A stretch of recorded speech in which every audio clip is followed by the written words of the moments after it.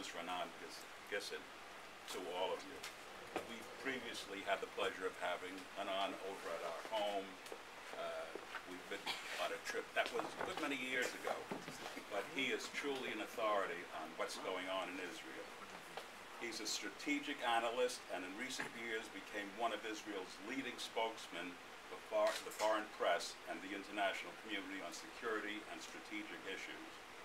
He is currently a representative of the Israeli government to North American college campuses, and we know the problems with what's going on in college campuses. So this is our man to help get the real word across to the young people. He was educated at Hebrew University of Jerusalem, except for his PhD degree, which he got at Syracuse University. And then you know Syracuse, I don't know how you left that place. It's a beautiful, beautiful place, campus. He was in the Defense Forces from '67 to 2001, and he's now retired. His service to the Israeli Defense Forces was a strategic analyst of the IDF Planning Division. He fulfilled a variety of senior positions in the IDF spokesperson's unit.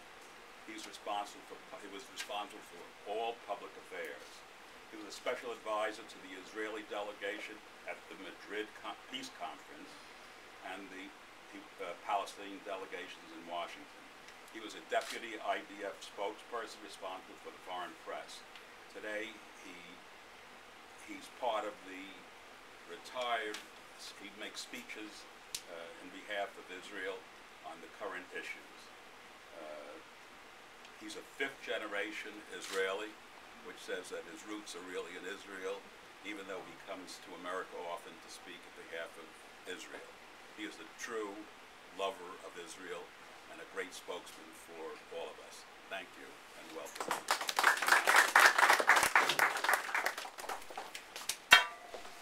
Thank you, Howard, for the kind words. It's always good to be among friends. Every time I come to these events in the Valley, I'm among friends. First of all, Phil Blazer.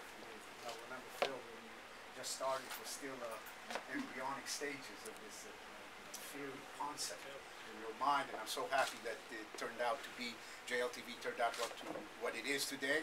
I occasionally contribute to JLTV when I come to the Valley every time. I don't miss it. And Phil is not just a good friend, he's a good fighter. And that's very important in what we face today. Paul, of course, is a friend of many years, over 25 years or so. And Judy Podolsky here, and as I look around the room, I see Mike Burstein, who was also a soldier of mine, also a good soldier on this field. This is a different battlefield, by the way, and I'm going to talk to it about it a bit later. But I just want to make a tribute and a comment here. This event, which takes place at the JLTV offices and JLTV studio, I'd say, is really propitious of the changing times, of what's really happening. The one thing that does not change with us, with the Jewish people, and definitely at this time of year, the Rosh Hashanah holiday, is the preservation of life. The reason that we are here after 3,500 years, the reason that we're growing strong, the reason that we invent things, that we learn how to surf on tsunami waves, is because we're a nation that learned to cherish life, to pray for life, to preserve life, and defend life. And here's a coming of two major organizations, in my view, that are doing their part in order to preserve Jewish life. Paul Jesser and Shaare Zedek, saving lives. Not just Jewish life, but general life in it. And JLTV, preserving Jewish life in the consciousness of people, not just Jews, but other communities around the world. And this is the beacon that we're carrying when darkness is falling all around us, And this is why in Rosh Hashanah, it's like, this is the holiday where we rejuvenate life and we recommit ourselves to life and we recommit ourselves to and it's not by coincidence, by the way, to those of you who read the scripture, that the three of our forefathers were born on Rosh Hashanah in this month of Tishrei. Joseph was brought to redemption from the Egyptian prison on Rosh Hashanah. And maybe this is a mark of I would say of the scriptures and what they ordain us to do, to bring back Gilad Shalit, to promise that this will be the last year of his captivity. Show me another nation that goes crazy for one soldier, preservation of life is the hallmark of what we are. The destruction of life is what is all around us. I wasn't at the UN, I must say. You know, I was in Israel. I was trying to do the media, you know, back and forth with that thing. You know, when I look today at the current situation, I'm reminded of the song I used to sing back in Syracuse, you know, in order to make a living in the pubs. I used to sing Bob Dylan songs, you know, one of the famous songs in the 60s of this guy was a Jewish guy, Bob Zimmer. He adopted Dylan Thomas's name because of it. He's a great composer, one of the great of the 20th and 21st century. He recently had an appearance in Israel. I mean, it was packed. The stadium was packed. The song that I used to sing was "The Times They Are A-Changing." This is a song where he talks about the changing times. It's almost a prophetic song written back at the late 60s, and today it's just coming into fruition. And in that song, there's one sentence which applies to us, the Jewish people. He said, you better start, times are changing, so you better start swimming or you'll sink like a stone, because the times they are changing. You got to keep moving all the time, all the time, all the time. Swim or stay on top of the tsunami waves that are facing us. And indeed, this is what we're trying to do in today's changing world. You see, the change we've seen around us. We've seen I would say, if you want me to encapsulate this whole change that is taking care, and so that you can remember it. You know, the important thing when you speak to people is that they also remember what you say. By the way, Israel used to be a country where everybody had, you know, the country of ultimately free speech. Everybody could talk his mind, could say what he wanted, but there was no law that anyone had to listen to him. Recently it changed, you know. The government started to listen. But I'll come to that later. This is also the time of the year where we start, you know, the four seasons. The four seasons of life, you know, the spring, summer, autumn, and winter. I decided to just to divide this presentation of mine of what we're facing outside of the UN is really a very tough four seasons. And let's start. We started with the Arab Spring. Arab Spring was a great, a major development. It's not just the revolt of the young and the restless and the jobless using Facebook in the Arab countries, but it's coming to fruition, I think, the fermentation of a lot of forces that were working in the Arab world for over, I would say, 50 years or so, and now are coming and exploding. We're seeing actually the disintegration of the post-World War I system that the superpowers established, Sykes-Picot, 1970, and you've seen it. You see, they've set up Iraq, they set up Syria, they set up Egypt, they set up Libya. All these contraptions are falling apart. The life shelf of these nations are dissipating, are deteriorating. Why? Because they were not legitimate countries, and the only country which today is facing in the halls of the UN a major delegitimization campaign is the only real legitimate natural entity, homogeneous entity in the Middle East. And that's why it's still there, and the others are falling apart. It's the one that has natural boundaries, it's the one that has a natural inhabitants, natural history, continuous, uninterrupted history of these people on the same piece of land. I'm not talking about the border, I'm talking about the location. And therefore, when the League of Nations in 22 also decided that every country has the right of self-determination, and President Wilson, with the help of Judge Brandeis, decided to implement it, the first thing they said, give back the land of the Jewish people to the Jewish people. This is their homeland. And everybody accepted that. San Remo decision 1922 made it clear from the Jordan River to the sea. Well, it's a little smaller, but the principle was established by the international community, the legitimate, the only real legitimate country. And therefore, all the other decisions that were made after World War I of reallocating the territories between France and, which was based on interest and not on the moral principle who the land belongs to, are falling apart. And those are all the countries which were leading the battle against Israel, against the delegitimization of Israel. Well, Israel remains there. Why?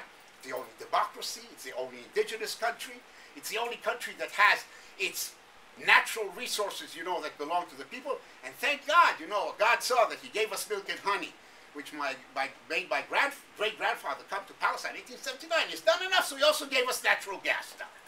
Okay, so we have, it's not just a land of, the natural land of the Jewish people. It's not just enjoying our natural rights, but we also have natural gas, so we can move to the 21st century with a cleaner environment. You know.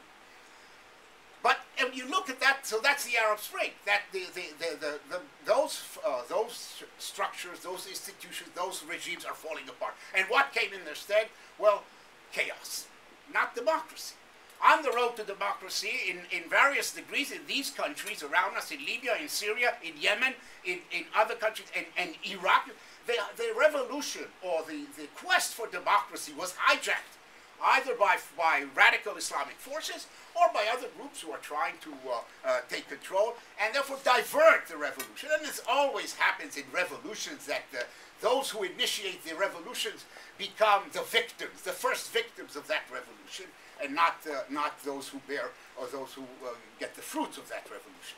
And we're seeing it all around us. What does it mean to Israel? We see the the shaking, or the, I would say, almost a disintegration of the peace agreements that we had with Arab countries, which is under great pressure, particularly with Egypt. We see it in Egypt, which is the largest Arab country, something that is a major problem. Because what would happen, you know, if they decide to violate the peace treaty or not to respect the peace treaty and not fulfill their responsibility in the military annex? Sinai is going to become another Hezbollah land, another Hamastan. Sinai with 64,000 square kilometers, not 300 square kilometers like Gaza, filled with jihadist Islamic groups supported by Iran and not controlled by Egypt. Well, finally, the Egyptian council woke up and said, hey, wait a minute, this is bad for us. So when the leader of the campaign against Israel, the self-proclaimed leader of the campaign against Israel, Prime Minister Erdogan of Turkey, came to Egypt, they told him, yeah, you can visit Cairo, Gaza, leave aside. You know, don't stir up trouble more than what we can handle. And they can't handle what they have already at hand. That's one problem. So that's the Arab Spring, and we face that. The changes are taken. We have to watch it very carefully. A word of advice to our leaders in this respect. This has got to go back to Theodore Roosevelt's major slogan, you know, when he said, you know, what do you do when you go, you have to deal with these kind of regime? Walk softly, talk softly, but carry a big stick. I emphasize the talk softly. Don't talk. Don't talk too much. Don't try to fight them in their own game. In the words game, we're not. We're very good at doing things, but doing them quietly. And there, as much as there are risks in the current situation, there's also opportunities, but opportunities that must be explored quietly by people who know how to explore things quietly. And on the I would say on the public diplomacy front, state the case, state Israel's case, but don't argue with these leaders. And I'm saying things will change because everything is changing around us in the Middle East. But that's the Arab Spring. Then we had, to my view, another test, a test of life, a test of the Israeli democracy. The real test did not come from outside, it came from inside. That's what I call the Israeli summer. The Israeli summer, 400,000 people or more pitched tents and protest against the government. It reminds me, you know, that I was born in a tent because my parents also had a protest, but they had a protest against the old ways. They didn't want to have Palestine under the British mandate, so they built tent cities, smaller tents, around the major settlements in Israel, so that later on they could learn how to develop agriculture and built a kibbutz. And I was born in a kibbutz. I was born in a kibbutz. I was conceived in a tent. Okay, and then young people lived in tents too, but it's a different type. Then they lived in tents because they protested against the order, against the world order. They wanted to establish a Jewish state.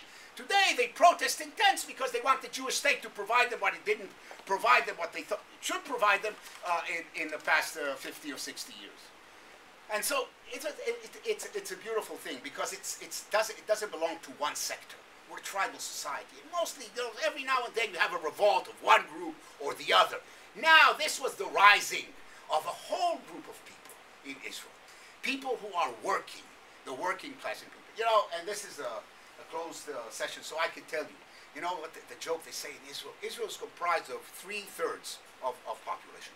1/3 people that go and hold the defense of Israel. They go to the army. They serve in the reserve. 1/3 they man the industry.